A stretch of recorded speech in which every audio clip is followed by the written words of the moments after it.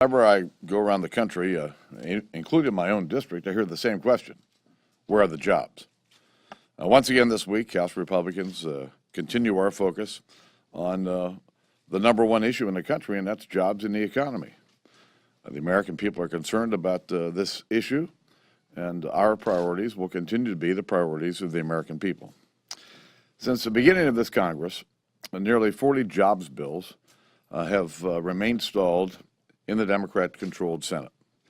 That's nearly 40 bills that would improve education and build a stronger economy, promote innovation. It's 40 bills that would ease harmful regulations on small businesses, promote opportunities for veterans, and create sustained economic growth. Yet, they still sit there, gathering dust, because Senate Democrats are more worried about losing their majority than the American people are, who are losing their jobs. This is the Skills Act, right here. Sitting over the United States Senate would help provide skills to the American people for jobs that are out there in America, yet Senate Democrats won't bring it up for a vote. This is the Working Families Flexibility Act. A bill that came through the House would provide flexibility for men and women in the workplace. It would help our economy, yet it continues to sit in the Democrat Senate. And here's a bipartisan bill on the Keystone Pipeline. Create 20,000 jobs, 116,000 indirect jobs, and yet continues to be blocked over in the United States Senate. Why? Because just a sheer lack of courage. Yesterday, Secretary Kerry called on the Western Hemisphere countries to gather together to increase regional economic cooperation. Now, with all due respect, I think it takes some audacity to call for greater cooperation amongst nations on the economy when they won't even focus on the jobs issues that we've got right here in America that need to be resolved. This week, we're going to pass two more jobs bills. One will make the research and development tax credit permanent, providing more investment in our economy. The other expands access to charter schools because we all know that a good education is the key to getting ahead in this economy. This new normal of slow economic growth, stagnant wages, and too few jobs is unacceptable. President Obama ought to call on Senate Democrats to pass this bill so we can finally stop hearing the question, where are the jobs? 4 Americans died in Benghazi. Should the NRCC fundraise off of your efforts with the Select Committee? Our focus is on getting the answers to those families who lost their loved ones, period. But should the NRCC, they're fundraising off of it right now. Is that a wise thing to do? Our focus is getting the truth for these 4 families and for the American people. The campaign committee, which you are very involved in, is fundraising off of this. Why is that happening? Our focus is on getting the truth for the American people and these 4 families. If that's the case, then will you bend to some of the Democrats' demands on the way that the committee is structured to make it even more clear that it is not going to be a circus or political, because they're concerned that the Republicans just have too much power and Democrats will get shut out and it will be political? I had a conversation with the minority leader yesterday and made clear that this is a serious investigation, that we wanted to work together to get to the truth. I think the 7-5 split is eminently fair, frankly fairer than her global warming committee that she set up. But if I may, it's not, from their perspective, it's not so much about the ratio, it's about the power that the Democrats have or don't have from their perspective.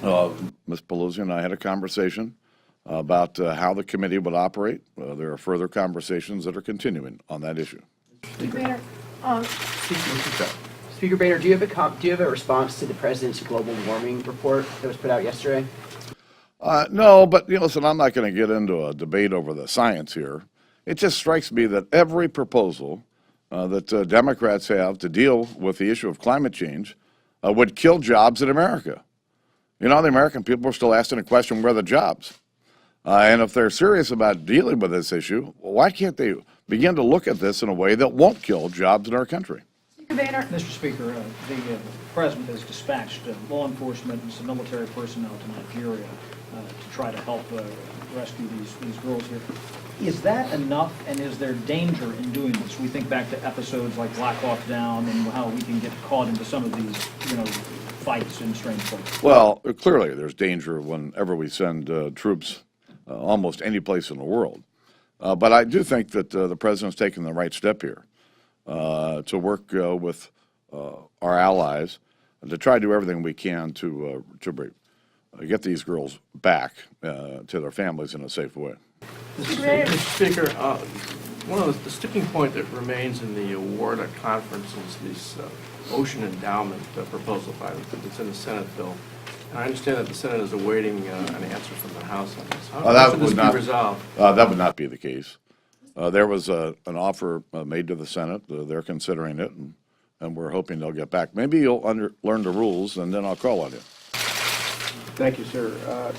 What is your evaluation of Secretary Shinseki in view of the problems at the VA, and do you have confidence that he can solve or get to the bottom? Well, I'm not ready to join the chorus of people calling for him to step down. The problems at the VA are systemic. It's the backlog. It's the preventable deaths that have occurred within their system. There's a systemic management issue throughout the VA that needs to be addressed. And I don't believe that just changing someone at the top is going to actually get to the solutions that many of us are looking for. We're working on the VA accountability bill that would allow the secretary more discretion when it comes to firing managers that aren't getting the job done. Mr. Speaker, back on the Benghazi Select Committee, do you expect the Democrats to boycott this, and will you use the power to maybe appoint some Democrats yourself? This is a serious effort to get to the truth, and I would hope that my colleagues across the aisle would see it in the same way I do and appoint members to serve. Mr. Speaker, can you talk about how involved you plan to be in monitoring the Select Committee's investigation and progress, or are you simply handing this over to Chairman Dowdy and then you'll check in periodically? Just secondarily, can we expect you to publicize the appointments you're going to make today after the vote is held to create? I don't think we're ready to make that announcement today, but I would hope in the near future. And like any part of our conference, yes, there are committees involved, but I tend to work with all of our committee chairs, and I expect I'll do that here.